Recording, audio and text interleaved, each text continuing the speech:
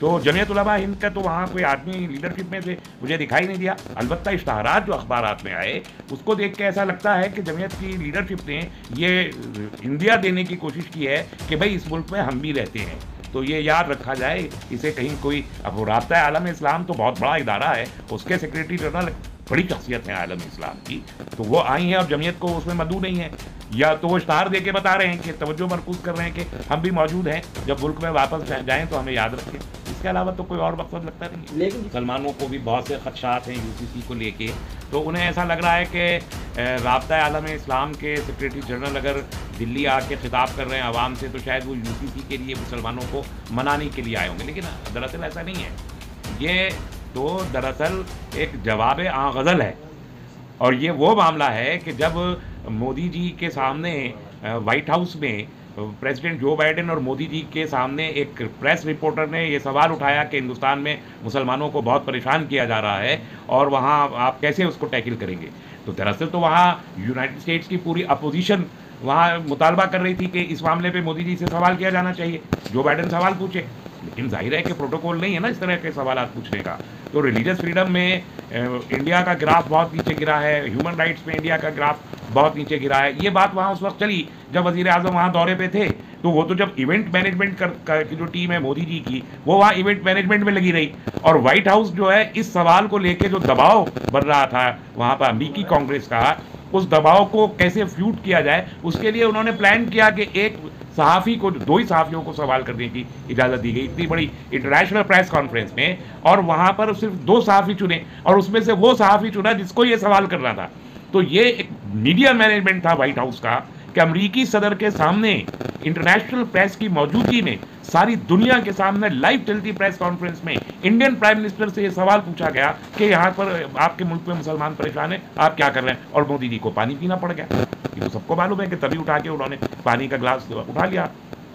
तो उस वो जो तकलीफ वहाँ की है उसे साफ करने के लिए मक्का से राब्ता आलम इस्लामी के सेक्रेटरी जनरल को यहाँ बुला के ये कहलवाना मकसूद था कि हिंदुस्तान के मुसलमान बहुत अच्छे हैं, बहुत अच्छी हालत में रह रहे हैं, कोई परेशानी नहीं है। गोया वो सवाल जो अमेरिका में व्हाइट हाउस में पूछा गया उसको, उसकी सफाई करना, उसका धोना धोने के लिए ये हरकत की गई है। यूसीसी से इसका कोई लेना देना ऐसा सच है नहीं। लेकिन हम लोग तो पढ़े लिखे लोग हैं नहीं, हम तो दानिश्वर हैं नहीं, हम तो आलिम दीन भी नहीं है, हम तो सहाफ़ी भी नहीं, इसलिए हमको तो इस किस्म के प्रोग्राम में अल्लाह का शुक्र है कि नहीं बुलाया जाता। जिन लोगों को बुलाया जाता है, जो उनके करीबी लोग हैं, जो अजीज़ लोग हैं, उन लोगों को बुलाया जाता है। तो उन अजीज़ लोगों ने जो बताया वो ये कि पूरा का पूरा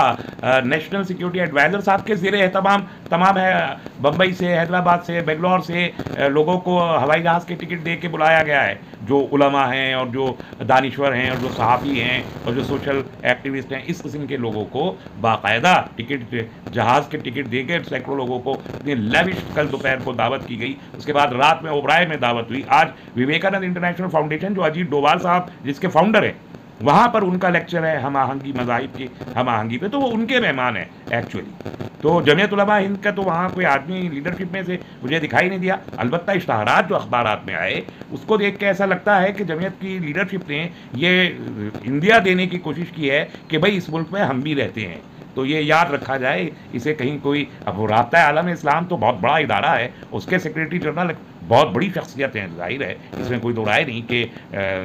अब्दुल करीम बिन अल ईसा बड़ी शख्सियत हैं आलम इस्लाम की, तो वो आई हैं और जमीयत को उसमें मदऊ नहीं है, या तो वो इश्तहार दे के बता रहे हैं कि तवज्जो मरकूज कर रहे हैं कि हम भी मौजूद हैं, जब मुल्क में वापस जाएँ तो हमें याद रखें। इसके अलावा तो कोई और मकसद लगता नहीं है। लेकिन जिस तरह आप बता रहे हैं कि मोदी जी के सवाल जो पूछे गए थे अमेरिका में, उसको धोने के लिए सऊदी अरब से शेख को बुलाया जाए, लेकिन सऊदी अरब से ही क्यों? इसलिए कि सऊदी अरब में मक्का मुकर्रमा है, मदीना मुनव्वरा है, तो तमाम दुनिया जो है उसको, सऊदी अरब को दुनिया का मुसलमान एक अहम तरीन नज़रों से देखता है। और फिर ये सिर्फ सऊदी अरब नहीं है बल्कि राब्ता आलम इस्लामी है, वर्ल्ड मुस्लिम लीग है, तो ये पूरी दुनिया के आलम इस्लाम का एक मुत्तहदा इदारा है और ये उसके चीफ हैं, सेक्रेटरी जनरल चीफ होता है। लेकिन वो अगर हिंदुस्तान में, भारत में आकर के कहे कि भारत में बहुत खुशहाली है, इसका मान लिया जाए? ये तो उनको भी सोचना चाहिए कि वो ईमान से काम लें और जो आलमी रिपोर्ट्स हैं उनको मद्देनज़र रखते हुए गुफ्तगू करें। और अगर वो तो एक बड़े आदमी हैं और हुकूमतों से बड़े हैं वो, इसमें कोई दो राय नहीं है, वो सऊदी अरब की हुकूमत से भी बड़ा उन्हें होना चाहिए, उन्हें जितनी मुस्लिम हुकूमतें दुनिया में पाई जाती हैं उन हुकूमतों से भी बड़ी शख्सियत हैं वो, और जो भारत की सरकार है उससे भी बड़ी शख्सियत, उनको समझ के एक नासेहाना अंदाज इख्तियार करना चाहिए कि ये आलमी इदारों की रिपोर्ट्स हैं इंडिया के बारे में, और इन रिपोर्ट्स पर आपको कार्रवाई करनी चाहिए। ये एक्सपेक्ट करना चाहिए हमें राब्ता आलम इस्लामी के सेक्रेटरी जनरल से, और न सिर्फ मुसलमानों के बारे में बल्कि दुनिया के किसी हिस्से में भी, दुनिया की किसी कौम पर भी कोई भी जुल्म अगर हो रहा है तो उस जुल्म को कंडेम करने और उन सरकारों को पिंदो नसीहत करने का काम राब्ता आलम इस्लाम के जनरल सेक्रेटरी को करना चाहिए, जिस तरीके से रोम में वेटिकन के पोप करते हैं। तो जिस तरह पोप एक एडवाइस करते हैं, जैसे अभी स्वीडन में कुरान सोजी का मामला पेश आया तो उसकी मजम्मत पोप ने भी की, वहाँ से जहाँ आलम इस्लाम ने की, OIC ने की, वहाँ पोप ने भी उसकी मजम्मत की। इसी तरीके से राब्ता आलम इस्लामी के सेक्रेटरी जनरल का भी ये फ़र्ज़ है कि वो जुल्म जहाँ कहीं भी, जिस कम्युनिटी में भी, जिस मुल्क पे भी में भी हो रहा हो, उस जुल्म को रोकने के लिए उस मुल्क की हुकूमत से वो बात करें और कहें कि भाई आपके यहाँ ये एट्रॉसिटीज़ हो रही हैं, इसे रोकिए। तो गवर्नमेंट इंडिया में, भारत में जो एट्रॉसिटीज़ हो रही हैं जो डॉक्यूमेंटेड है, मुसलमानों के ऊपर भी, दलितों के ऊपर, ट्राइबल्स पे आप देखिए ना, मणिपुर 2 महीने से ज़ायद हो गया जलते हुए, क्रिश्चियंस ट्राइब वहाँ पर परेशानी के आलम में है, कत्ल हो रहे हैं, मकानात जलाए जा रहे हैं, चर्च जलाए जा रहे हैं। उनको बोलना चाहिए कि भाई ये इन क्रिश्चियंस के बारे में भी वो बोले कि भाई ये गलत हो रहा है, जहाँ मुसलमानों की लिंचिंग हो रही है उस पर भी बोल रहा है। तभी जब तक इंसाफ कायम नहीं होगा, इस्लाम का बुनियादी उसूल है इंसाफ,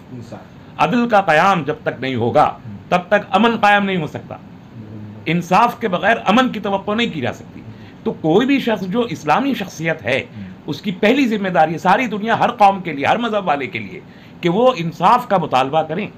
कि इंसाफ कायम करें और इंसाफ की तलकीन करें हर हुकूमत को, हर जिम्मेदार को, हर हुक्मरान को, कि आप अपने दायरा कार में इंसाफ कायम करें ताकि अमन, आप तो अमन के पैगाम्बर हैं ना, और सेक्रेटरी जनरल भी तशरीफ लाए, अमन का पैगाम लेकर आए। उन्होंने तारीफ भी की कि हज़ारों हज़ार साल से मुसलमान यहाँ रहते हैं और दुनिया की सेकेंड लार्जेस्ट पॉपुलेशन है और बहुत अच्छा अंदाज है, ये तारीफ की उन्होंने, अच्छी बात है, करनी चाहिए। लेकिन इसके साथ उन्हें ये भी कहना चाहिए कि जो भी हुकूमत यहाँ है वो हुकूमत इंसाफ का क़याम के लिए जद्दोजहद करे, और अगर कहीं इंसाफ टूटा है तो उसकी भरपाई करे। ये बात भी उनसे तवक्को की जाती है कि वो कहें, और अगर वो ऐसा नहीं कह रहे हैं तो फिर वो खुद इंसाफ से काम नहीं ले रहे।